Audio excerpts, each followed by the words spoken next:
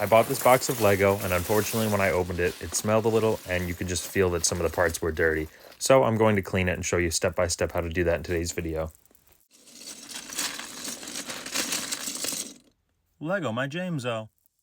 Right away, I just started sorting out Lego parts versus non-Lego bricks. When I came across this lot, I realized there were multiple Mega Block parts as well as other junk pieces, so I want to sort those out.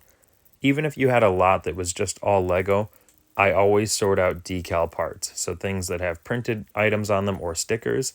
Printed parts can be washed, so minifigure torsos or, tiles that have printed decals on them, they can be washed, but I like to wash them separately. And then sticker parts, they really cannot be washed, but sometimes you can put them in a bin with a dryer sheet if you're trying to get rid of some really bad odors. During my sorting process, I also sort out any parts or completed builds that belong to a set, and I put those in bags or bins, which I'll show you in a moment. So then I'll wash that set individually if needed at the end. These two bins here are all Lego parts that are ready to be washed. This is a bin where I kept out large parts that were still built and completed. My goal here is to use them to then complete sets with them, and then I could wash each set individually. Here are my decal parts and specialty pieces, which I don't think should get wet. Again, you could use a dryer sheet to take away odors or wipe pieces down. And then I always separate figures, and I'll wash them separately. This is a Harry Potter set that was in there, so I kept those parts in this bag, as well as an Anakin's Jedi Starfighter or Interceptor.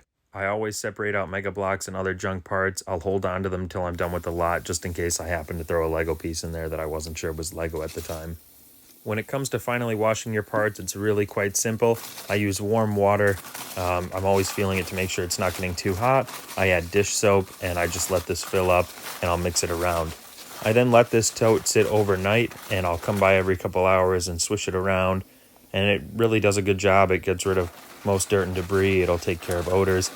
If you really have a lot of dirt and grime, you can use a toothbrush on parts and really wipe things off, but these really just needed to be soaked to remove that first layer of grime that's on them. Just remember not to wash stickered pieces. If you do wash them, it's just going to most likely ruin the sticker. So it's still a usable part, but if you're trying to complete sets, try and sort them out.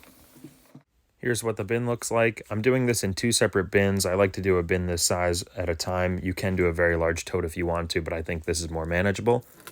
And then when I'm done, I simply pour it into a strainer. I'll do this multiple times. I'll pour in enough to fill up about half of this. And then when I have enough pieces in this, I will simply rinse them off. Some people like to use a 3-bucket system or even a 2-bucket system, where you take your first tote, you drain all the water out and all the soap, and you pour all your parts in another bucket of clean water. This is a nice way of quickly getting off more soap, and then you drain that, and then you're rinsing less parts. It's really personal preference or how quick you are with water, how many buckets you have, or how much space you have to be laying buckets around. And then I just put it in my salad spinner. I find this works amazing. It's a game changer. You should definitely get one, because once you'll see here in a moment, look at all this water that came out of just that first spin. I find I spin each one of these twice. It removes a lot of the water before I then dump it out on the towel. If you want a salad spinner like this, I'll leave a link in the description to one on Amazon that'll work well. And then simply I just dump these out on a towel. I spread out the parts. I keep repeating this process until one bin's done. And I find this one bin really fits on one towel and works well. I let it sit for around 24 hours, and here you can see nicely clean new pieces. Beautiful. Well, that's all there is to it, to cleaning Lego parts. It's not that involved, it doesn't take a whole lot of time, and it's a great end result to have nice clean pieces for your builds. The most important thing is really just to separate out your stickered pieces. They are very important, I think so at least, so I don't like to ruin them. If you have any questions about cleaning Lego that I didn't get to in this video today, please leave a comment. I'll gladly get back to you, and if it's a large question that many people seem to have or they're confused about, I'll create a video on it to help the Lego community. Well, that's all for today. If you enjoyed the video and found it helpful, please give it a thumbs up and please subscribe to see more. I'll be posting content all the time. It just depends on what Lego stuff you're looking for. Thanks for checking this out, and good night. Yeah.